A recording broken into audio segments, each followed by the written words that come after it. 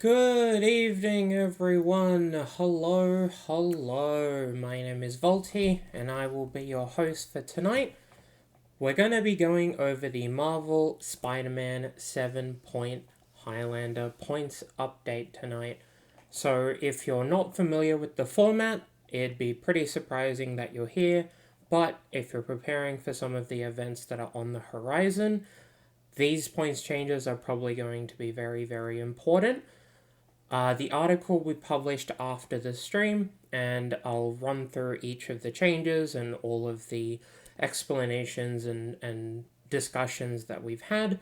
But if at any point in time anyone in chat has a question, just ask and I will respond to it when I can. Unfortunately, I am flying solo tonight, so I'll be doing the vast majority of what I can as I can do it. However, I think it should be fine. I've streamed for a while now. So we can... TBD was never... Look, no comment. It's fine. Everyone was busy. It's fine. It's fine. Aunt Volty has you covered, alright? She does this for a living. She knows what she's doing. It'll be fine. So I reckon what we're going to do is we're going to get into it pretty soon. I do want to discuss what the general ideals or ideas behind the points update were, and we'll talk about what the format currently looks like, what events have occurred, and, how we've come to the conclusions that we have. So in a broad aspect, a couple of weeks ago we had Cambrawl 5. That was a 100-player event. In the meantime, we've also had a bunch of invitational events, and for the most part, a lot of medium-sized events, but only one larger-sized event, since Mental Misstep got pointed in the last points update. So in terms of data that we've been working with, a little bit limited, but for the most part, we do understand roughly where the format is at, what's been doing well, what people are kind of sick of seeing, and what people are excited to play with. And this will be the last points update before the event to end all events in November. So the next points update, which there'll be a slide for so you can save the date, but that will be the first week of December. So as of today, this is the points update, and if you are testing for that event and you want to tinker and figure out what the format looks like and what you should be playing, now would be a great time to get started. So, let's get into it, shall we? I have been reading through the... I realized as soon as I said it that was a poor choice of word. That was genuinely me using the word as a verb. Not even 7 p.m. I mean, it's fine. We don't need a rush. Everything's fine. I did read through the guessing thread, and for what it's worth, some people did get it right. So there will be a paper crown to grant to a couple of people who guessed the points update right. But we'll get into it. The first change, which I imagine most people will not be surprised by, and was very, very common in the guessing threads, the frog. There isn't too much to say about this card that people aren't already aware of, but we'll go over it for the sake of historical accuracy. So the change, Psychic Frog is going from 1 point to 2 points. Since the card has been printed in MH3, it has been one of the best threats in every single format that allows it. In every single blue-black X mid-range decks in 7-point, it has been played. In the vast majority of blue-black X combo decks, while it was at 0, it was seeing play. It went to 1. It still sees a stupid amount of play. It is one of the best reasons to be in Dimir as opposed to any of the other Blue X mid-range color sections. So for the most part, it's just been everywhere for the entire time since it's been printed. Like I said, I don't imagine many people are going to be surprised by this, but realistically, when we boiled down the actual card, and we talked about the play patterns and what the card did to the format, there's a couple of factors that lead Psychic Frog to getting its second point, considering, realistically, it's just a threat that is a creature that you can answer with creature-based removal. So one of the big factors is it is very, very good at every single point of the game. Yes, this is the first point that has been announced. So, on turn 2, this card is good. On turn 1,000,000,000, this card is good. At no point is drawing a Psychic Frog, unlike many of the other threats that you could draw in the mid-game in the format, is Psychic Frog going to be bad. You may not be as potent or as powerful as a different pointed card, but it is never going to be worse than anything else. Part 2 is that Psychic Frog, unlike a lot of the other pointed threats in the format, is good in every single matchup and is good in every single board state. If you're behind, Psychic Frog is good. If you're ahead, Psychic Frog is good. And if you're at parity, you are no longer at parity, and Psychic Frog will win you the game. That's kind of it. I mean, realistically, the fact that at one point it sees a lot of play in a lot of different matchups, a lot of different decks, whenever there's a spare point. You know, we've seen Thoracle decks pay a point for Psychic Frog. We've seen various combo decks that can afford to put a Psychic Frog in their deck, play it, Reanimator, for example. So, hopefully, by putting a second point on Frog, we are going to make it less common, we are going to make it a more meaningful deck-building decision, and we are going to tax the people who are trying to play the card, while also incentivizing people to not play it. So, if you're playing a good stuff Dimir deck, and you want to play 7 1-point cards so you can see as many points per game, and you cut Psychic Frog, every now and then you will feel it because you don't have a Psychic Frog to draw into, and every now and then you will feel it because you drew an extra pointed card. You saw all 7, and their Psychic Frog was in the bottom 4. I don't expect many questions on this card, however, I will leave a bit of room to breathe. If anyone is surprised by this, by all means, we can talk about it, but realistically, I think everyone saw this coming, and if we were working on a different schedule over the course of the last couple of updates, this likely would have happened sooner. So, we are going to get to the second point, and some people have guessed this, and some people may be surprised by this. We have Reanimate. Reanimate is going from 1 to 2. Now, there are a lot of cards that are very, very good at 1 point and quite bad at 2 points. And we aren't sure that Reanimate is going to be one of them because the card is just kind of busted in half. And at 1 point, it's just a really, really easy card to put into your deck that will increase a bunch of your win percentages in various matchups. So, for example, if you are playing Jund, or you are playing Grixis, or you are playing Mardu, and your point spread has a spare slot, you can just put a Reanimate in your deck, and it will be good. At some point in time, you will draw a Reanimate, and it will be one of the few cards that could have bailed you out of the situation that you're currently in. You know, it gives you a 4-mana Pyroglyph for 1 mana, you use the rest of your mana to do something else, you win the game.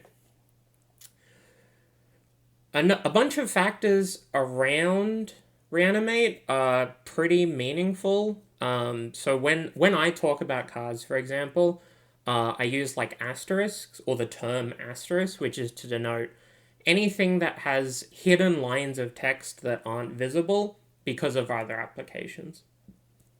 So, for example, if you are against a Reanimator deck and you have a Reanimate in hand, you now have an extra Graveyard Hate piece. If you are playing a Thoughtseize deck and you manage to take something that matters, you can reanimate that and you can have access to an effect that you otherwise wouldn't have access to. So, you Thoughtseize against a Shops deck and you reanimate their Goalless and it ramps you, and now you have this really big body on the board. Sky's the limit with the asterisks around the card. Another thing that is very important to know about Reanimate, and I think it's probably why it didn't get pointed for a very, very long time, is that it is incredibly innocuous.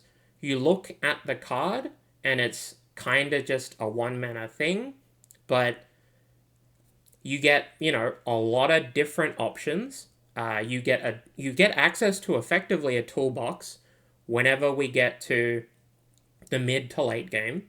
As long as your life total isn't literally 2, you can cast it, and it's going to be good. But in order to get access to that toolbox, you would normally sacrifice power.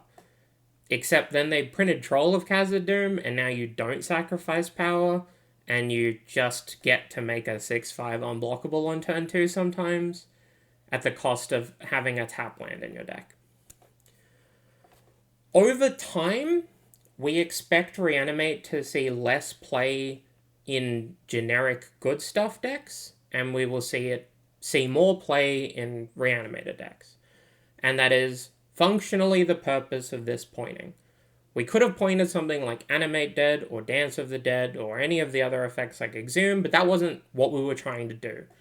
We weren't trying to hit Reanimator. We were trying to hit everyone who was pretending to be Reanimator, who just had a tap swamp in their deck that was sometimes a 6/5. Over time, the trends of the format, we would expect that Graveyard Hate would become slightly less common and slightly less efficient because you are in less need of main deck Graveyard Hate, which should, in theory, buff the graveyard decks that are very realistic. So, if you're playing Reanimator and everyone is playing Reanimate, it's pretty bad. If you're the only one playing Reanimate, it's a lot less bad. Allows Thoughtseize. What? I'm not saying that the decks playing Reanimate aren't playing Thoughtseize.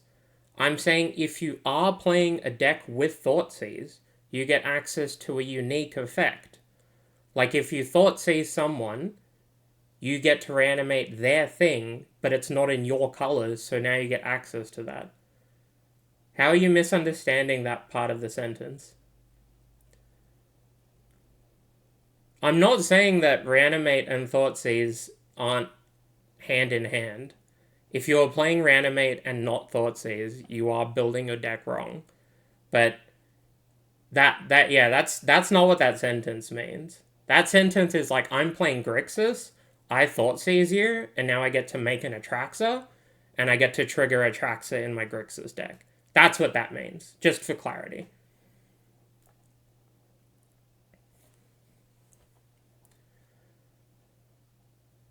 Yeah, I mean, Reanimate is just that kind of card where you get a bunch of free text on your incredibly low cost point that is an incredibly low cost card. It's just not great to see it everywhere. So hopefully there are going to be people who believe and put the effort in to make Reanimate a powerful card in their own deck. But ideally we want to see it show up less as just a random 7th point that will sometimes do the thing. I'll pause here again and take a quick drink, but if anyone has any questions so far, or if you're catching up, so far we have Psychic Frog to 2, Reanimate to 2. That is where we're at.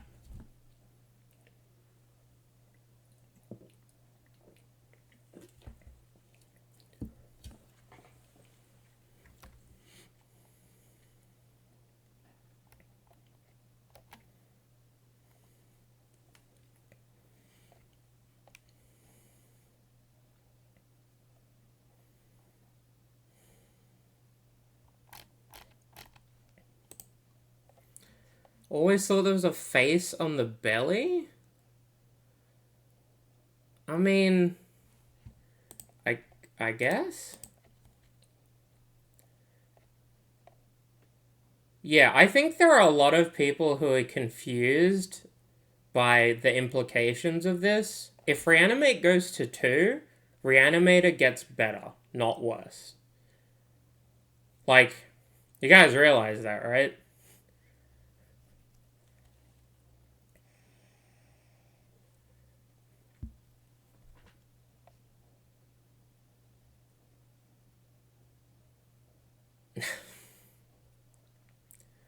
Alright, well, we'll see how it shakes out, but I'm I'm fairly confident in what will happen, but that's okay. The next points change. I guess we can move on because for the most part, chat is talking about cats, I guess. Yeah, okay. Let's get into it. Tinker is going back to 2. This one is going to be pretty contentious. Some people will think that there are other things that are the issue around the card. Some people will maintain that the card itself is the problem. And it did go from 2 to 1. That was only a couple of years ago. However, a bunch of stuff has changed. So, when Tinker went from 2 to 1, the spell was really bad. Bolas's Citadel was the only card you could get with it that wasn't really, really bad, because, like, Sundering Titan was whatever. And a bunch of people were playing more interactive spells. So, you know, you just kind of weren't getting to play Tinker for 2 points and feel good about it. Realistically, we wanted to open up a couple of the avenues around the card. I was not on the committee when Tinker went to 1, but I went back and read the article specifically for this. But in general, the D point to Tinker, I think, was incredibly valid at the time, and I do believe that things have changed. So, a couple of things have changed, which you can see there. MH3 got printed. That was a really big one. None of the artifacts that you would tinker for were in MH3, but things like Kozilek's Command and Eldrazi Confluence, which is associated, and Planar Nexus, there were just a lot of things in MH3 that were very, very reasonable. Devourer of Destiny, for example, like you could either be a colorless deck or you could play a colorless blue deck. With Tinker, you tend not to want to be like a blue deck because you need a critical mass of artifacts. So if you're playing a lot of artifacts and you're playing a lot of colorless stuff, then the printing of, 7 more playable colorless cards, pretty important. And very recently, Tezzeret Cruel Captain got printed. And this one, I would say, is the least important out of the 3, like most recent changes, but it is relevant. Tezzeret Cruel Captain getting Mana Vault and using that Mana Vault for anything is a 1-point combination. If your Mana Vault sticks and your Tezzeret sticks, you can make a bunch of mana with Tezzeret. If you're already playing a Mana Vault, then playing a Tinker kind of makes sense, and this leads you into a bunch of different options with Tezzeret and the MH3 cards where you either can be playing Tinker or you might not be playing Tinker. But especially in Storm, we have pretty much exclusively seen Tinker Citadel Storm, and I think part of that is Tezzeret being able to get Mana Vault and Lotus, finding space to play Urza Saga to be able to get Mana Vault and Lotus, and Tinker allows you the ability to have those 7 points. We could have hit Tezzeret, we could have hit Lotus, we could have hit Mana Vault. There are a bunch of different decisions that we could have made if we wanted to depower Storm specifically, but that was not actually the goal. if we thought that Storm was broken, we would have pointed Black Lotus.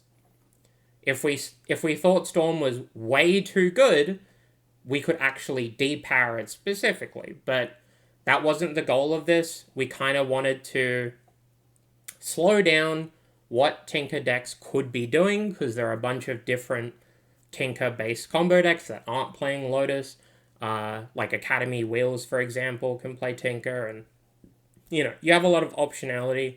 And if you're spending an extra point on Tinker, and you make a bit of extra space on the points list, that's a good thing. Critically, and I think this is the most important part of why Tinker is going back to 2, is that Mental Misstep got pointed.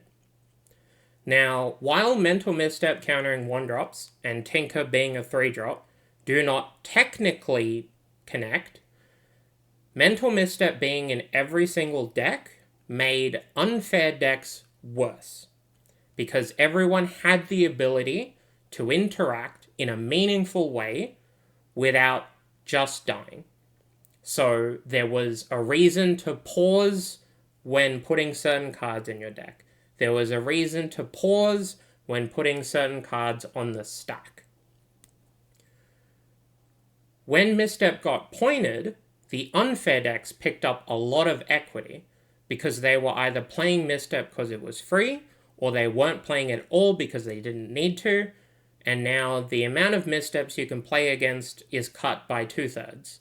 1 in every 3 opponents. And looking through the data, the vast majority of decks that are spending the point on Misstep are not blue decks, which should not be a shock, but if you don't have access to counter magic, you kind of have to play Misstep for a point, especially if you're in 8 points, because otherwise you're just going to die to Dark Rituals and, Mana Vaults and Soul Rings and all these other things. So when all of the fair decks lose a point in their spread and the unfair decks lose nothing, that is technically a buff to the unfair decks. So it's a little bit of a macro thing, but realistically, it'll boil down to, we didn't want to just target Storm, especially when Storm has a bunch of different options, and being able to see if people are willing to push the limits of non-Tinker-based Storm, like the full Lotus Spell Storm, for example, or any of the other payoffs that aren't Tinker Citadel, you would have a bunch of different options that you could choose from without just winning the game.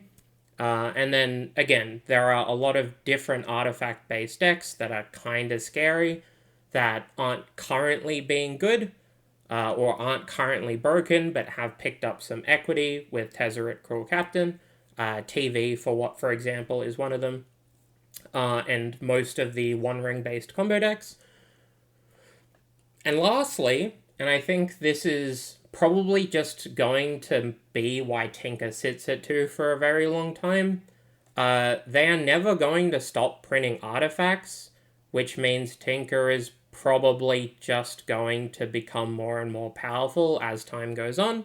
So we might as well put it at 2 now, while it feels a little bit too powerful, and then we can kind of just leave it there. It's very much in the same realm where, Birthing Pod was banned in Modern and just kind of stayed banned in Modern, is because they're just going to keep printing creatures. They're not going to stop printing artifacts. They printed Endstone in EOE, and that card has already started seeing a little bit of play. We've got Extinguisher Battleship, which has seen a little bit of play. They're just not going to stop printing Tinker targets, and if you want this effect, and you want to win the game on turn 1 or turn 2, you should probably be spending 2 points on it. So far, for anyone who has missed it, or who hasn't managed to be here the whole time, the changes thus far are Psychic Frog to 2, Reanimate to 2, Tinker to 2. If everyone is with me and has any questions about those currently, that would be gas. The next slide to be Deadpool, and delete all other remaining slides so I can lock up the points. Whisperer Flare. Gamble -1. Deadpool time. How do I frame skip this cutscene? Grixis is dead. Potentially save questions? Sure. In that case, Graham, you'll be excited to see we're at the end. That's all the points changes. I was curious to see if people would have questions before that. Now is the time to ask questions. I'm just going to let this sit here for a bit. We will get to the watch list. The watch list is not a direct change to actual points.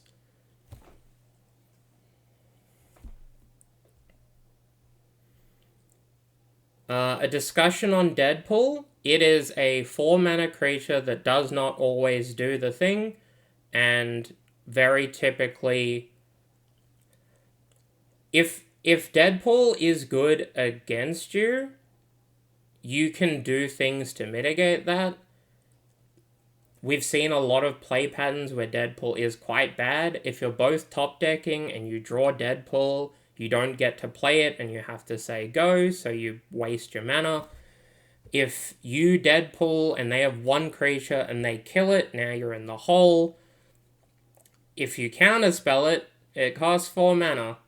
So currently, Deadpool is not on the radar to actually get pointed. And I think it will probably be a while before that becomes the case.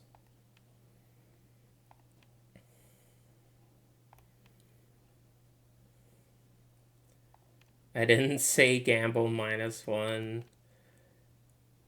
0 out of 10 didn't literally ban Storm. Oh my god. No Deadpool or Gove. Please point Baragove so I don't have to buy a foil. I don't think Baragove is that much of a problem.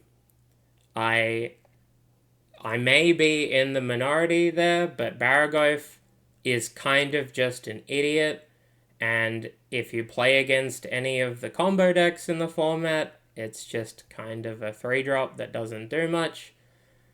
Yeah, I can put the next slide up and we can go through the D-point Netherglyph that was discussed. The tournament admin standpoint than a gameplay standpoint, I don't think it will be that big of a deal. Eventually people will understand how Deadpool works and it will stop being an issue. Like, it's just a clone with extra steps and some asterisks. So I will address Emerald's comment. Ragavan is going on the watch list again.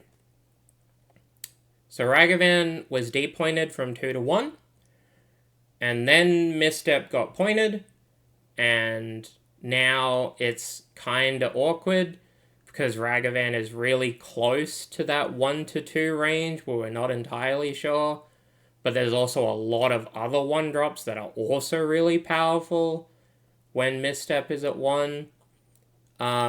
Realistically, there are a lot of things to be said about Ragavan and 1-drop threats, especially in mid-range decks, but practically speaking, Ragavan is here and is representative of all of the 1-drops. So Deathratch Shaman, Tameo, Netherglyph, theoretically, Ragavan, all of these cards, even DRC to 1, like all of these cards are being watched while Misstep is at 1. We did see Ragavan see a lot of play in Cambrel. I would expect it to see a decent amount of play going forward. However, it is relatively easy to compensate for Ragavan over a long period of time. People will play more creatures, or they'll play more removal spells. They'll play an extra half a removal spell. Or you'll just, cop a hit from a Ragavan and then do something important on turn 2. So, at the moment, Ragavan is going to stay at 1, but we are keeping an eye on it and all of the other 1-drop threats. Currently, all of them are sometimes they just win the game, and a bunch of times they don't win the game, and it's really murky waters, and if Misstep stays at 1, then all of these might have to adjust. If Misstep goes back to 0, then that, obviously we might have to account for that. So yes, we absolutely did discuss Ragavan and all of the 1-drops. How do we feel about Misstep at 1 right now? I hate it, and I know a bunch of other people also hate it. The committee is letting it sit for now.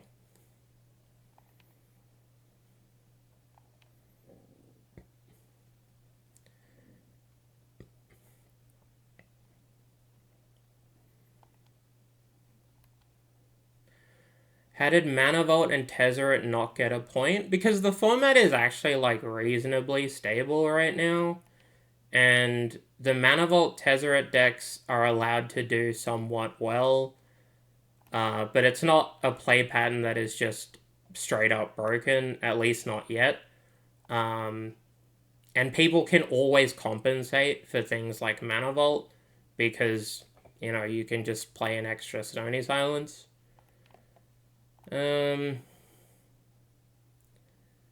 Is Misstep getting pointed turning to be bad? Because now it seems 1-mana cards are just going to keep getting pointed. Well, yeah, look.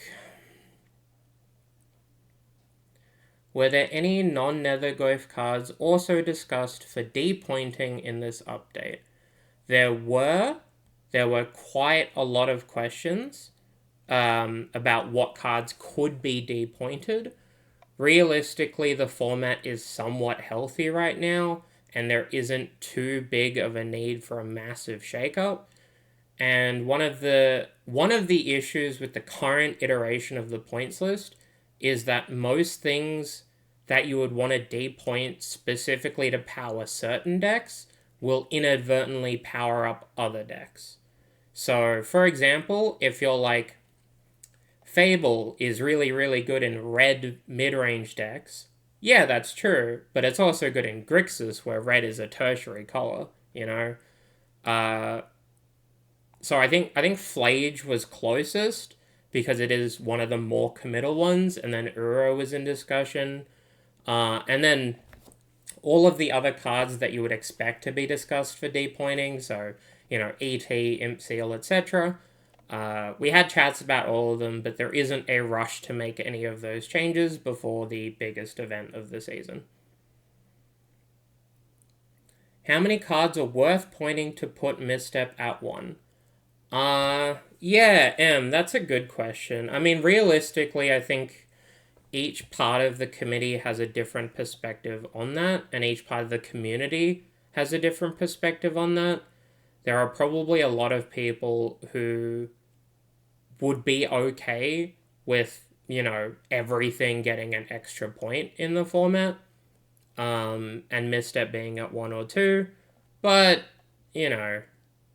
if Misstep was at 0, then a lot of other things could be at 1 or could be at 0, and yeah, we're gonna see.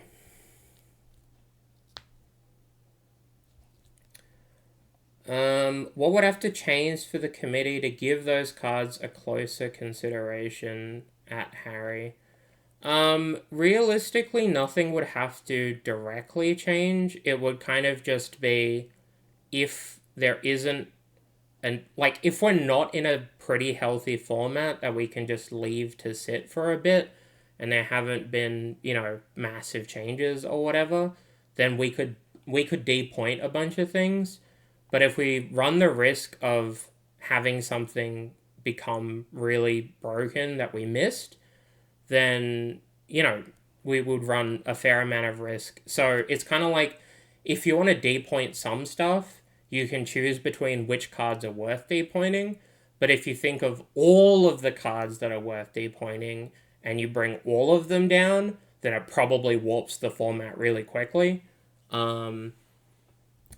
So yeah, I think realistically, there will almost certainly be a couple of points changes in the future where there are just a bunch of D points, no plus points, call it a day. When can we introduce 0.5 point values? Boy howdy. That's a great question. Yes. Ragavan is the only watchlist change. Although, again, the watchlist is not technically relevant. So keep that in mind.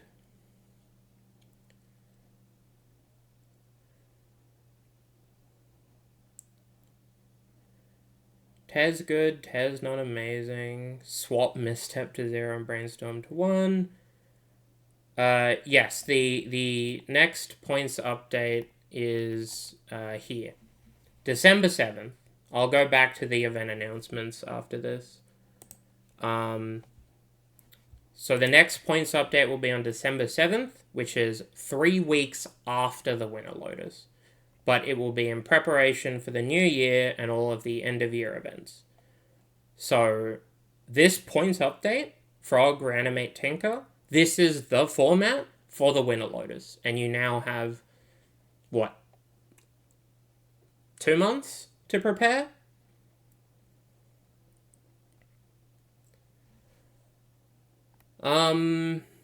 Yeah, okay, so we'll talk about some of the upcoming events, and then I imagine we'll sort of sit here and I'll answer more questions here and there. So the upcoming events on the calendar, we have the event to end all events in November 14th to 16th. We have the Winter Lotus and the Invitational on the Friday. There are Envy qualifiers being held in LGSs around the country, so if you have an LGS that holds 7 point, maybe ask them to confirm if they're running a qualifier event. The October RC in Melbourne in St Kilda, that will have a side event, and it is a candelabra up top. There are too many monthlies at the moment that people are running across the country, but shoutouts to Pog, Dragon's Lair, the store that Nick is using. Chromatic is running a bunch of events. There's a bunch of events. If you are part of your community and you think that people in your area aren't aware of events, I would encourage spreading that word. But we don't actually have a big enough calendar support set up. Oh yeah, there's the Command Fest side event. I don't know enough of the details about that, if I'm honest. And it was pretty difficult. Like, I was trying to research what events counted and where they were and when they were, but I have genuinely no idea.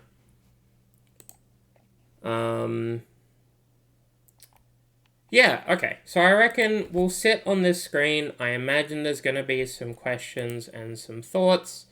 I am catching up on the Discord server as well.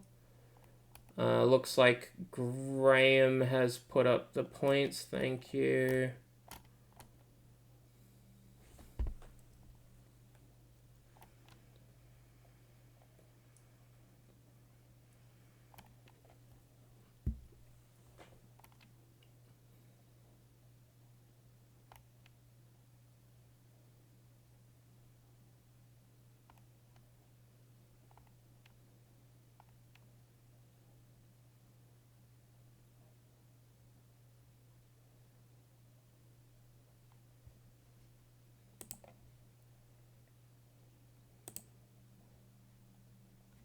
Okay, PPD is enjoying. Tell me about natural order. Yeah, sure. So there are a couple of things with natural order, which, we have discussed on and off, but there are a lot of key factors that I want to address when it comes to natural order, because obviously the most similar comparison that people have is NO and Tinker. And genuinely, there is a 2-point difference between those cards for a bunch of reasons. One, playing artifacts is not as bad as playing green creatures, especially because green creatures can just die. Two, most of the green creatures in the format don't win the game on the spot, with the exception of one, which I will get to. But in terms of Tinker, for example, there are usually backup Tinker targets. So if you're planning on tinkering for, say, Time Vault, but you already have that, you can go get a key. If you're planning on tinkering for the One Ring, but you really need more mana, you can go get Paradox Engine. If you're planning on tinkering for Sundering Titan, and, it's stuck in your hand, you can go get something else. Natural Order, currently, the next best options for NO are Nadu, which is 2 points, or like an Ice Till or a Generous Ent. So if the Atraxa is in hand, NO is a brick, and so is the Atraxa in your hand. So they're both bricks. There's another thing that's like really hard to pinpoint, and I'll try to explain it the best I can. When you look at a card like Tinker or Birthing Pod, where you understand roughly how often a new thing will get printed, that makes that card good, right? So, for example, Skullclamp existed for a long time, and then Stoneforge got printed, and suddenly Skullclamp was a fair bit better. And then it was another, 15 years, and Cloud got printed, and now Skullclamp is completely messed up, and we can't ever put it at 0. The amount of time it has taken for us to get to Atraxa as an NO target that isn't Craterhoof, that needs you to have a bunch of creatures, or any of the other random green idiots that poops out guys, the amount of time it'll take for us to see another Atraxa is probably going to be long enough that we aren't as worried. And again, NO is pretty reasonable to deal with. It costs more mana. You can kill their creatures. It's harder to put a thing into play if you're trying to NO for it, for example. So currently, it's at 0. We don't expect it to go to 1, but we may do that if needed. But it's one of those things. Does the committee expect Animate Dead play to go down now that support cards are less appealing? Yes. Animate Dead will see a lot less play outside of Reanimate. Or Reanimator. So Animate Dead shows up sometimes in Jund, and in Bug, and in Mardu, depending on how many other things you're using for them. With Reanimator 2, we're probably going to see maybe a Troll and maybe an Animate Dead every now and then. Anyone who is paying 2 points for the Reanimate is probably going to play the Animate Dead, but no one is just going to play one of them.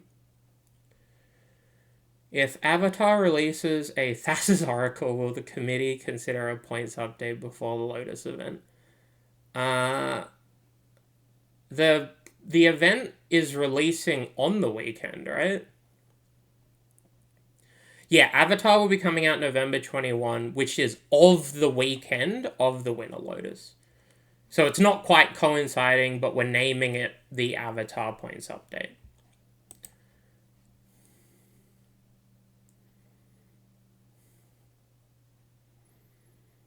Do you think there's a uniformity argument for pointing as well?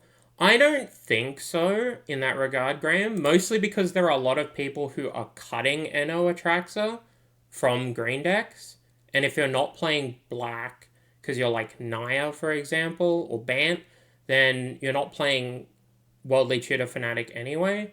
If you are playing Worldly Tutor and you are playing Fnatic, you might be more incentivized to play NO Atraxa, but if you do, you're going to brick more often in your green mid-range deck, which maybe you don't want to do. And so we've seen Jund lists do reasonably well that don't have Atraxa in them, for example. And I wouldn't be surprised if that separation continues going forward, where, some people are willing to high roll and willing to gamble, and a bunch of people are less inclined and want more consistency.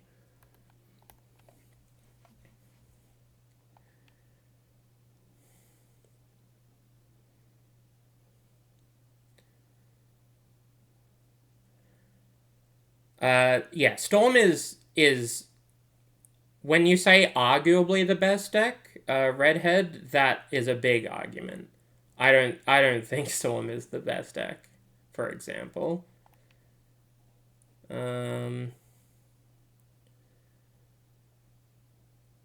Yeah, Tez is a very strong 0-point card. That is true. Yeah, that would be a question for Pat, which we can review. I imagine we will have a discussion closer, but yeah, it's not going to be legal anyway, right? Hang on. I need to check this. I thought it was happening afterwards. Oh, it is legal for the event. Okay.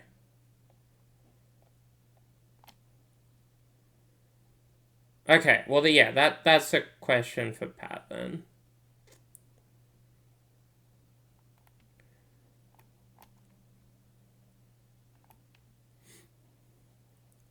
I doubt that Pat would state that a card is not legal if it should be legal. I also think it's probably not going to be an issue because we will be able to see in advance if a card is akin to something that is already broken. So we can adjust and have that conversation. But it's not like we're going to get to the week of the event. Someone's going to open a pack and there's going to be a card in there that wasn't seen in spoiler season. So I think we'll be fine. Worst case, we can revisit it. We have 2 months. But we're not going to... We didn't want to specify that we were holding on to the ability to have an emergency pointing because we want people to feel that they can invest in their testing and not worry about things. And, we're going to have the full spoiler before it anyway, so it should be fine. They would need to print a card that literally does the exact same thing as something that we already have. Deadpool did get discussed, yeah. You have 1 week minimum to adjust. Sure. I mean, yeah, but that's going to be true for most things, right? It just so happens that this event is kind of awkward. I mean, if they print a Mox that is easy to enable, that's not going to be pointed. Chrome Mox, Mox Diamond, Mox Amber, none of these are pointed anyway. I don't know what Mox they could print. Mopal, Chrome Mox, and Mox Diamond already exist. None of them are pointed, and things are fine. I can't imagine they're going to print a card more powerful than any of those. It would have to be a niche effect that is on a card we already know the power of. That might cause something, for example, right? But I think it is incredibly unlikely for us to see a card that is actively busted. No respect for Mox, Jasper. What if it's 1 card in a graveyard to turn it on? I mean, I think it'll be fine. I think it is incredibly likely that we won't have to worry about any of this. I won't give a straight answer anyway, because I don't want to talk on behalf of Pat, because we haven't discussed this.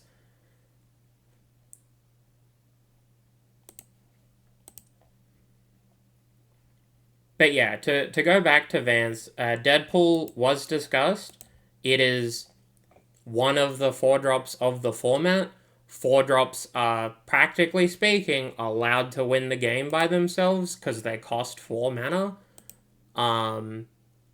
So it's not that big of a concern. And unlike a lot of the other 4-drops, there's a decent amount of counterplay.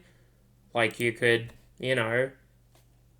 not overcommit to the board, or you could kill your creature, or you could have a counter spell, or you could lean on a planeswalker as your top end, or you could play a deck that has fewer creatures, you could put more vehicles in your deck,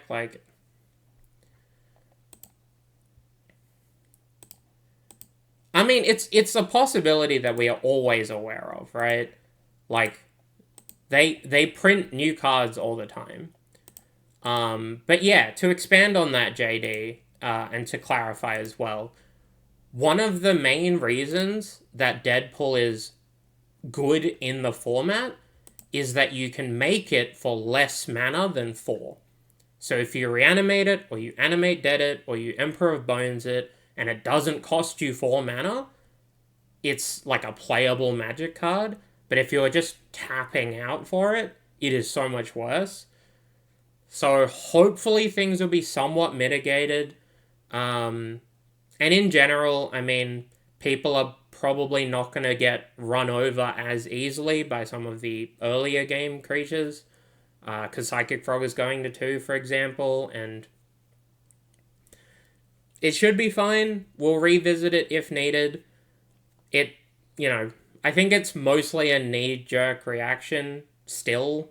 Like, I understand there's been a couple of events, but people will get better at playing with and against the card, and I expect it will balance itself out. And then they'll print a new 4-drop or a new 3-drop that is also messed up, and then we'll be fine. Alright, I'll leave chat going. I'll just check up on Discord.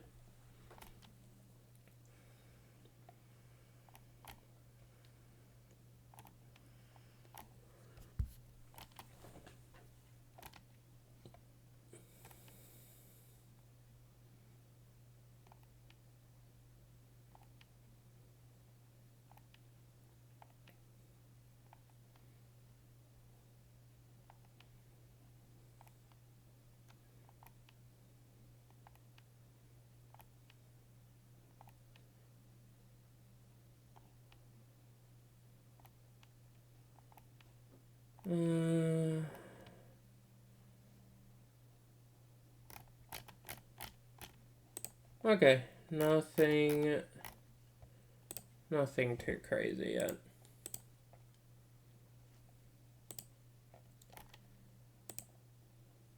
Yeah, I'm having an invitational qualifier on October 4th. So if anyone is in a remote area that wants to play in an invitational qualifier and is going to be traveling for the event that ends all events, you can play my event on Moto. Would recommend, but if you are remote and you want to play Moto Highlander, I'm sure someone will get to that. Yes, VFN is a Deadpool free zone. Is the committee happy with how strong Strip Waste feel in the format? Overall, yes. Well, maybe not happy. I think it is fine.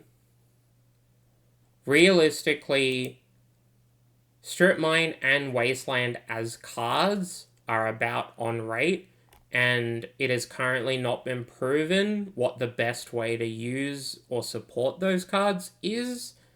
It's very clear that if you're trying to abuse Strip Waste and you're playing Fast Bond and lands, then you're playing lands and that deck isn't very good.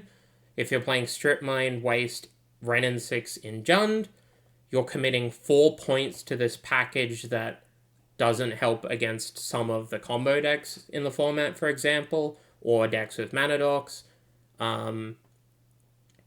Yeah, I think realistically, Fast Bond would go to 1, most likely before Strip went to 2, because we've also seen the fair use case of Strip Mine and Wasteland, and they seem fine. So currently, it's not a concern. Because again, yeah, you can Strip Mine my land, but if I've played a Psychic Frog already, I'm just going to use it to win the game. So yeah, it's on our radar just like everything is, but it's fine.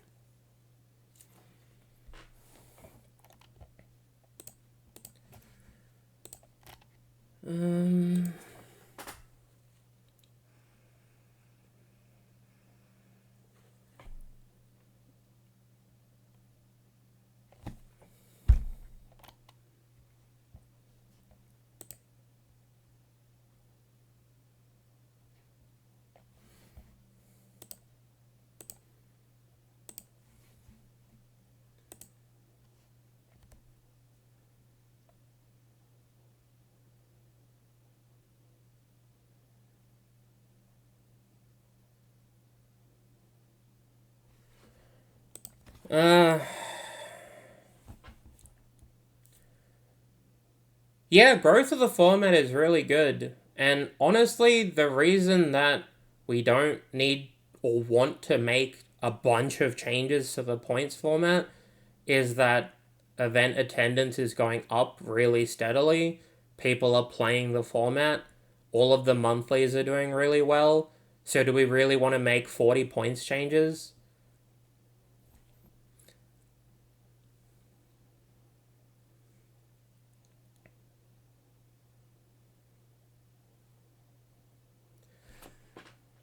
Um Alright, so PPD looks relatively chill.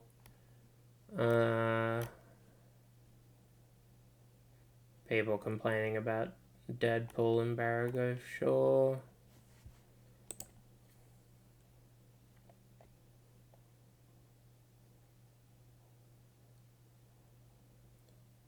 Oh, you did put it in slow mode? Okay.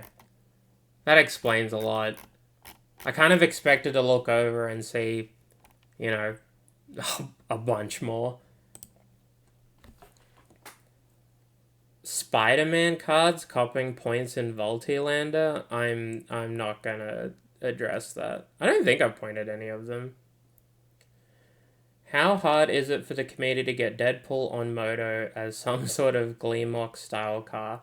I would imagine it is close to 100% hard. We are a small group of 5 people from a small country in a small subset of a niche format talking to Daybreak and Moto. We have no influence whatsoever. I would assume that a card gets put onto Moto for Penny Dreadful before it does for because of us. So